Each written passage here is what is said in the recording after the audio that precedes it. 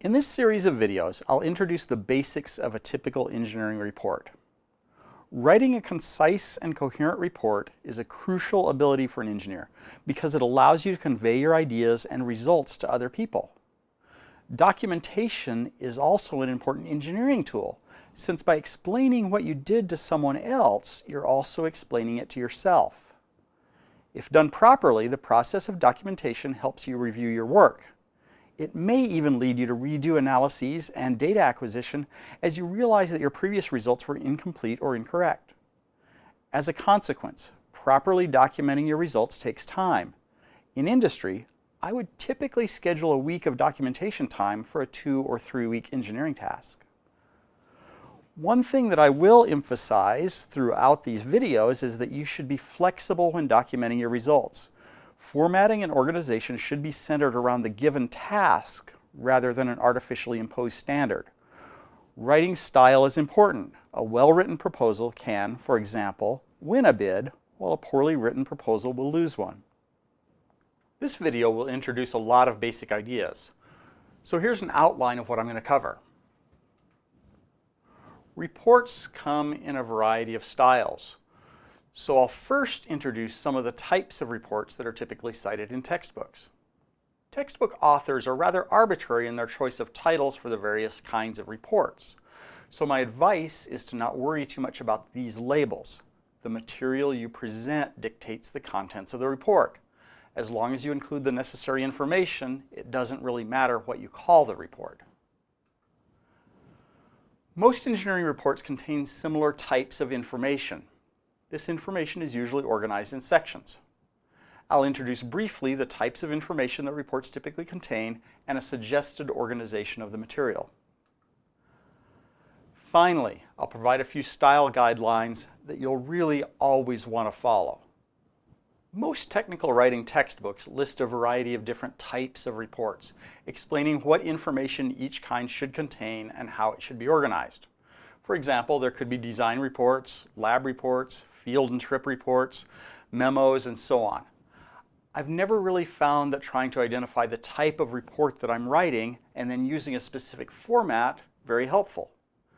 Besides, the company you work for may have their own name for engineering reports. I used to work at Rocketdyne. Pretty much any report there was called an internal letter, regardless of the information it contained. My recommendation is that you let the information that you're trying to present and your own creativity and purpose dictate the format for the report. Notice, though, that you need to be aware of who your audience is and what they need to know when writing your report. Since you'll likely be creating a variety of different types of reports, what I'll do during this video series is describe the typical components of a generic report. You can then tailor these components to create a report that best suits your purpose in creating your document. This slide will provide just a brief list of the sections most commonly found in an engineering report. I'll give a brief description of each here, and in later videos I'll go through the sections in more depth and provide examples. Keep in mind that you'll find that not all reports need to have all the sections that I'll list here. An exception to this is the title or subject line. This will be required for any report you write. Even a brief email, for example, should have a subject. The purpose of a title is to tell your readers whether your report contains any information that they need and help them decide whether they need to read more or just skip it. You're more likely to get them to read your report if it has a descriptive, succinct title. Another important feature of nearly every report is an abstract or summary. This is a short synopsis of the results, conclusions, and recommendations of your report. This section is likely the only part of your report that most people will read. The only time a report doesn't need an abstract is when the report is already really short and concise. An introduction or background section is useful in orienting your reader to the subject matter of the report and providing them with the purpose of the work contained in the report. The body of the report is generally the longest section of the report. It contains theoretical background, analysis approaches and results, descriptions of the data acquisition and experimental results, and detailed comparisons between analysis and experiments. This section should provide enough information so that another engineer can replicate your work. Finally, you should provide a section or sections that contain your conclusions and recommendations. These sections will probably look a lot like the abstract and summary. Don't be afraid to include information from your abstract in these sections and vice versa.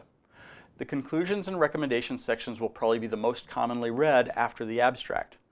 And people who don't read the abstract will likely read the conclusion section. Keep this section short. Some longer design reports and formal reports will have additional sections. I'll just give some relatively common examples of these without added information. Most are fairly self-explanatory or not commonly used, so they don't warrant too much discussion. The title of a long or formal report may extend to a title page. Usually, your company will tell you what information they want to be on the title page. A table of contents can be useful if the report grows to more than, say, about 10 pages or so. This will help people find the specific piece of information they need within your report. Some reports have lists of figures, tables, and symbols. These exist for the same reason the table of contents does. A list of equipment is helpful in experiment-intensive reports. This may include specific details such as the model number and serial number of the equipment. This allows people who need to replicate your results to be as faithful as possible to your original experiment. You might also need to include version numbers of software that you use.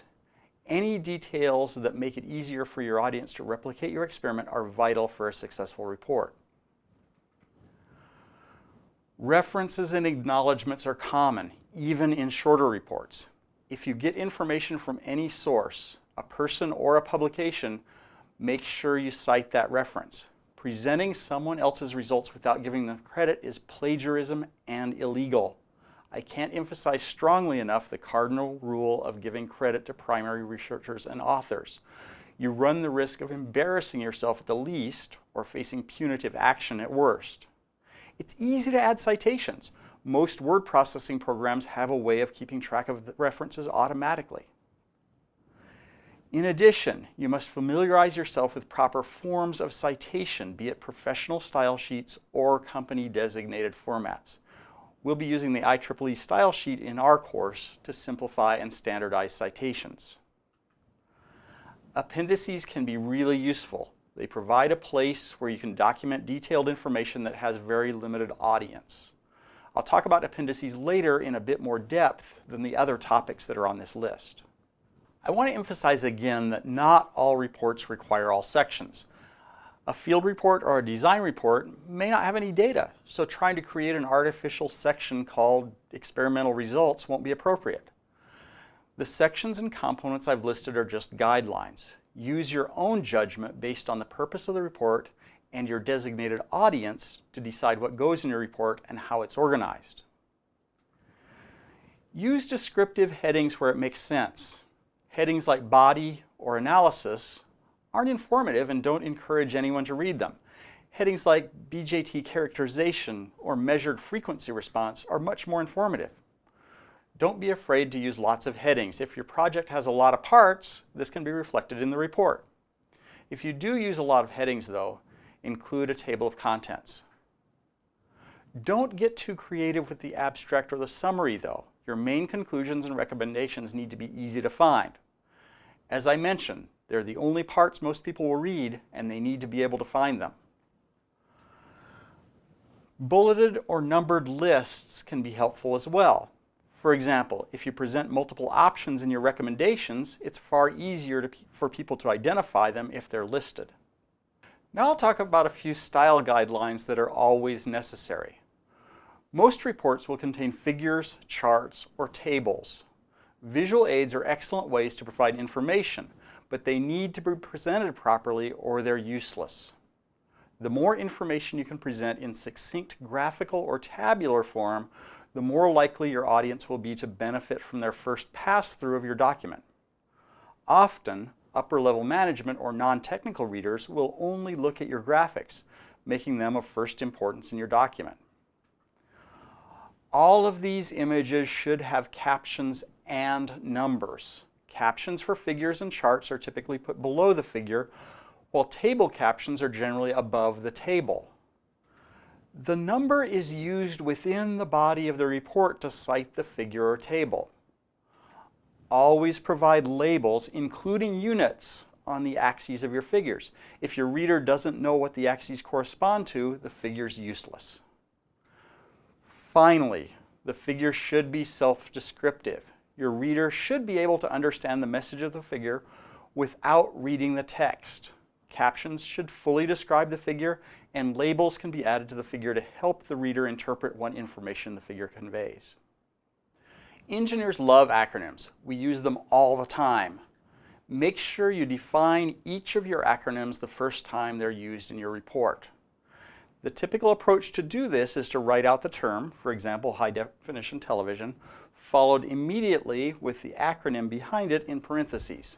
Subsequently in your report, you can just use the acronym. Numbers require special formatting rules. Numbers smaller than 10 are spelled out, while numbers larger than 10 and those with decimal places are represented numerically. I'll have some more formatting suggestions and rules as this video series continues, but these few rules should get you started on creating your reports.